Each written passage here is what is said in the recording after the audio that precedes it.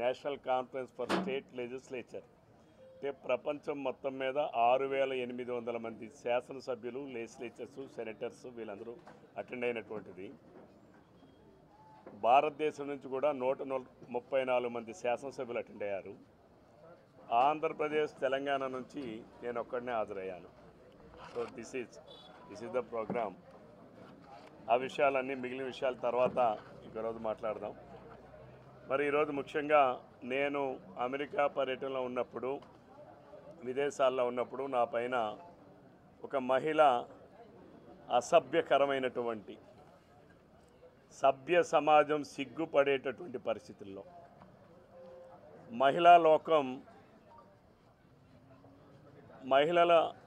లోకం కూడా సిగ్గుతో తలవించుకునేటటువంటి రీతిలో, అంటే మహిళలలో కూడా ఇటువంటి మహిళలు ఉంటారా అని చెప్పి ప్రతి ఒక్క మహిళ కూడా అనుకునేటటువంటి విధంగా అసభ్య పదజాలాలతో ఒక మహిళగా ఉండి కూడా మాట్లాడడం, నా పైన నిందారోపణలు చేయడం, అవాస్తవాలని వాస్తవాలుగా చెప్పాలనే ప్రయత్నం చేయడం, అబద్ధాలని నిజం చేయాలనే ప్రయత్నం చేయడం, అబద్ధాలని నిజం చేయాలనే ప్రయత్నంలో అనేక రకాలైనటువంటి ట్రిక్స్, డ్రామాలు ప్లే చేయడం, ఇవన్నీ ఈరోజు ఒక్కసారి మీ అందరికీ చెప్పాలి. ఎందుకంటే ఇది దురదృష్టం.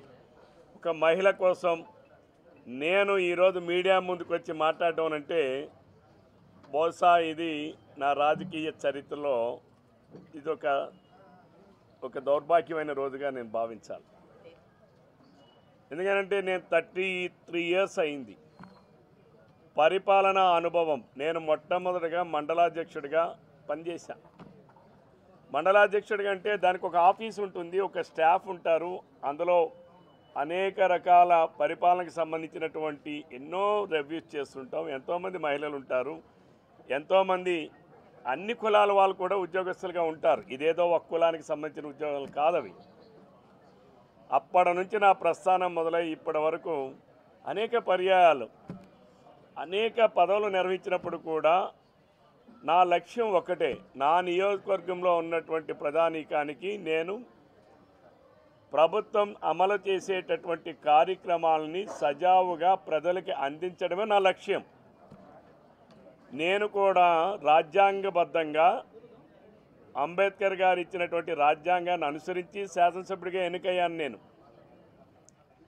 శాసనసభ్యుడిగా నాకు కొన్ని విధులు ఉన్నాయి, కొన్ని బాధ్యతలు ఉన్నాయి, కొన్ని హక్కులు ఉన్నాయి, కొన్ని ప్రివిలేజెస్ ఉన్నాయి.